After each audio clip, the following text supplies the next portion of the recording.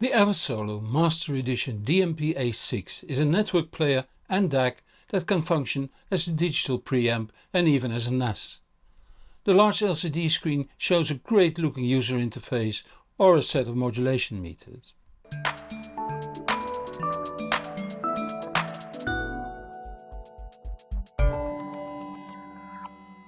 Eversolo offers a standard version of the DMP-A6. On review here is the Master Edition, that is an upgraded version with a better clock oscillators and op amps. It can be identified by the gold shield here. But before we dive in, let's first see where it finds its place in a stereo. To keep things simple, from here on I will call the Master Edition DMP-A6 the Eversolo. By the way, according to the manufacturer, the standard version functions identical and differs only in sound quality. Since it is a network player, it needs to be connected to the router in your network over either a network cable or Wi-Fi. This way you can play music from internet radio stations and streaming services like Tidal, Qobuz, Amazon Music, Spotify Music and the like. If a computer or NAS is connected to the network too and holds music, that music can be played too. The analog outputs of the Eversolo will normally be connected to an amplifier over either RCA or XLR cables. The amplifier in turn is connected to a pair of loudspeakers. The Eversolo can be operated from the touchscreen on the front or from a tablet or smartphone using the Eversolo app on iOS or Android. Since it can be used as a digital to analog converter and a digital preamp, you can use a power amp instead of an integrated amp or active loudspeakers connected directly. Volume is then controlled on the Eversolo. You can also connect a computer directly over USB-C, connect a CD player over SPDIF and a TV over Toslink. That way you can use the audio qualities of the Eversolo with these devices too. The cabinet is made of black anodized aluminium and measures 270 by 187 by 90 mm and weighs 2.5 kilos. On the photo here, one of the 4 types of meters, the peak meters, that can be switched on. On the front we see a large volume control that, when pressed, functions as a standby button. The 6-inch full-color LCD touchscreen shows, depending on the function you're in, the controls, the music playing or the metering shown earlier. The Master Edition badge shows you it's the upgraded version. The rear is far more crowded, with on the left the power switch and the IEC mains inlet, then the network connection and the HDMI audio only output. There are 2 USB sockets. One for connecting the DAC to for if you want to further upgrade, and one for a storage medium or, when changing a setting in the software, for connecting a computer so you can copy files to the Eversolo directly. Then the digital inputs for if you want to use the Eversolo as a DAC. Optical on Toslink, SPDIF on RCA and USB audio class 2 on USB-C. A USB A to B cable comes with the unit, but a USB A to C cable for this input has to be bought separately. Then the outputs, starting with the digital ones. The optical on Toslink and SPDIF on RCA. The analog outputs come as balanced on XLR connectors and single-ended on RCA. Finally there are 2 Wi-Fi antennas and 1 Bluetooth antenna. On the bottom an M.2 NVMe PCIe 3.0 SSD up to 4 TB can be added by opening this cover. This way your own music can be stored internally, while the Eversolo now can function as a NAS as well. Inside on the right the power supply is located. First there is the mains filter, followed by the switch mode power supply branded Eversolo Ultra Low Noise Power Supply. The middle section holds the digital electronics. It is physically separated from the power supply circuit board.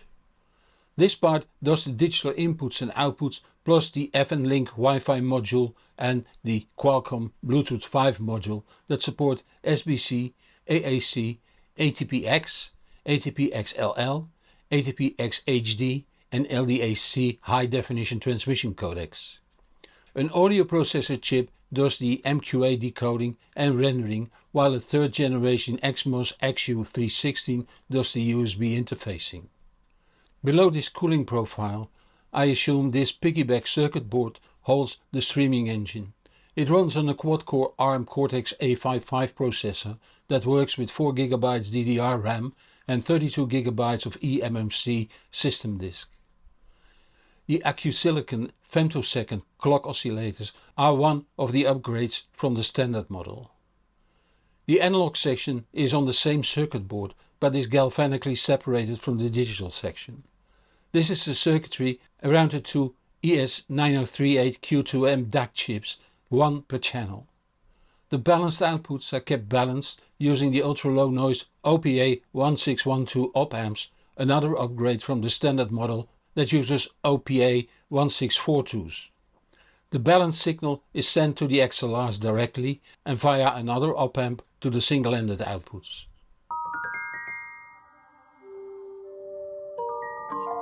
In general, I'm very reluctant to show measurements, since they can sometimes show why a design sounds poor but never why it sounds very good. This is the case here too, but since the measurements are remarkably good given the price of the Eversolo, I'll show them anyway. Let's start with the total harmonic distortion and noise measurement, that is at least 6 dB lower than I see normally in this class.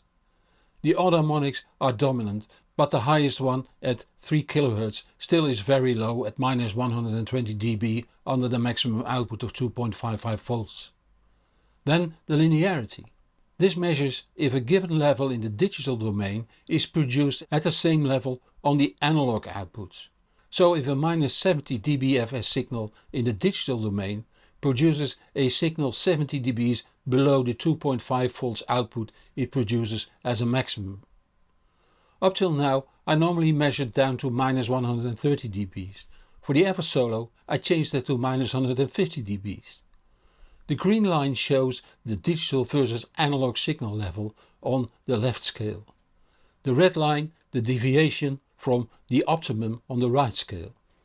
If you look up -130 dB on the bottom scale and look at the red line above it, you will see that the deviation is clearly within 1 dB.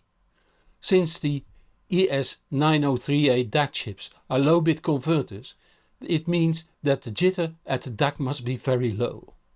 Furthermore, it shows that the Eversolo has a very clean design with good control of noise and electromagnetic fields.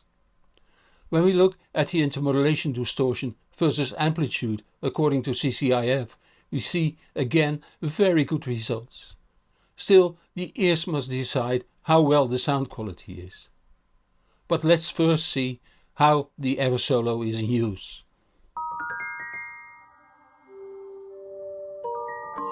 The Eversolo runs on a modified version of Android 11, the operating system normally used for smartphones and tablets. What's seen on the touchscreen on the front is a skin running on a basic version of Android. Along the top row it shows a status bar. Here input-output connections, network status, storage device, volume and currently playing song are shown. The icons in the center of the screen show several functions, while on the right transport buttons, a home button and a return button are situated. Along the right side of the screen we see the volume slider. The music player lets you select music. You can browse on tracks, artists, albums, genres and go to playlists. Let's go for artists. If you want you can go for list view for faster scrolling. Searching for the artist is even faster. Let's do Pink Floyd. As you can see, the keyboard doesn't disappear after search. You have to tap the return key right of it to get it off the screen. Let's select The Wall and you can see it's a 96 kHz 24-bit FLAC file. If you like, you can select the on-screen metering here. There's a selection of 4 different ones, but the purist in me has to protest against the name VU meter. None of the 4 have ballistics of a VU meter, they all behave as peak meters. Above that, the so-called VU meters have next to VU also dB as unit of measure, and that's incorrect too. It should be VU only. Nitpicking, I agree, and of course of no consequence to you. The relevance of the meters in this device can only be of entertainment value, but nevertheless.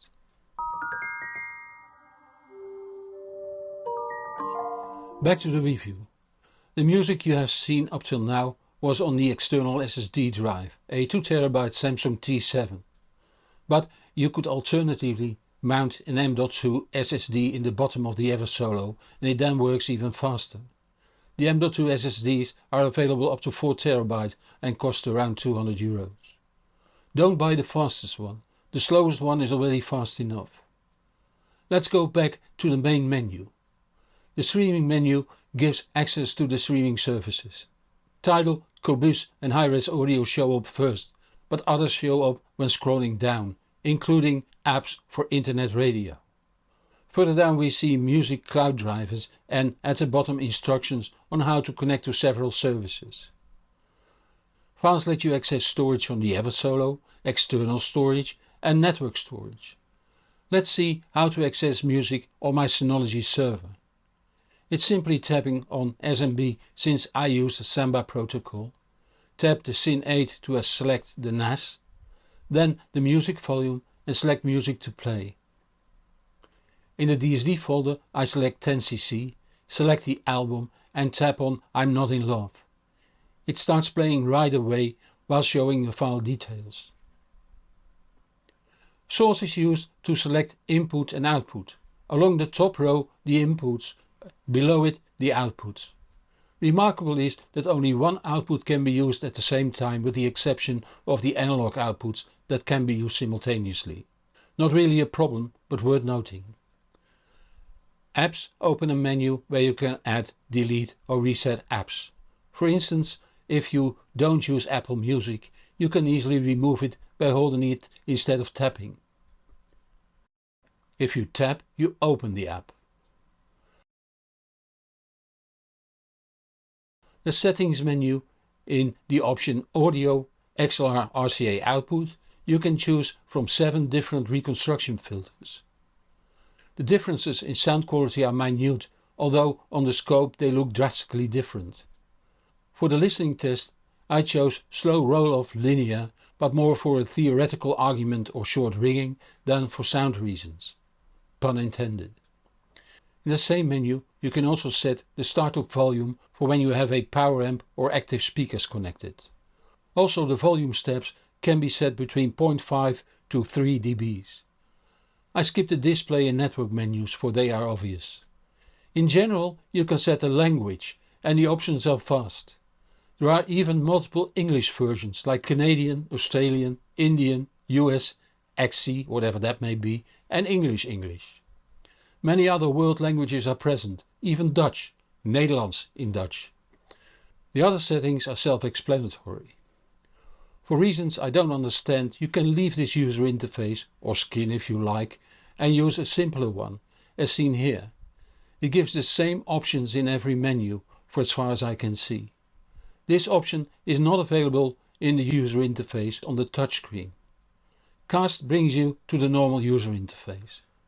The Eversolo supports all current file formats up to PCM 768 32-bit, MQA 768 and DSD 256 as a streamer and over USB.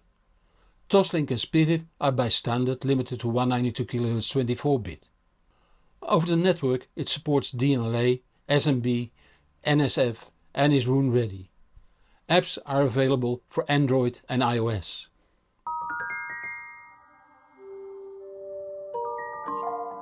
The Eversolo was listened to in my setup 2A, where it was connected to my network over the Uptone Audio Ether Regent switch with Uptone Audio UltraCaps 1.2 power supply. From there a fiber connection to Netgear ProSafe GS104 TPP switch on the 3rd floor. See About My Reference Setups May 2023 for more information. Links at the usual places. The analog outputs are connected to the Marantz PM-Ki Pearl Light amplifier over Siltec London RCA cables. It drives the Acoustic Energy Radiance 1 loudspeakers connected over Kimber 4PR loudspeaker cable and supported by the REL T5 subwoofer that is connected to the loudspeaker terminals on the Marantz using the cable that came with the sub. An iPad Pro running the Eversolo and Roon apps was used to control the Eversolo. This is a very good sounding network player and DAC. Taking its price in consideration, there's a wide and deep stereo image. Resolution in the mids and highs are rather good. The lows stay slightly behind, but are typical for this class. Sibilance is rather well controlled. The sound character is towards the bright side without being sharp or nasty. Perhaps that is why we saw odd harmonics being dominant in the THD plus N measurement. I connected the Denafrips Aris 2 DAC to the SPDIF output and compared it to the DAC in the Eversolo. The Aris is less bright and less open in the mids and highs and has slightly better defined lows. Overall, although having a different sound character, I judge them as equal.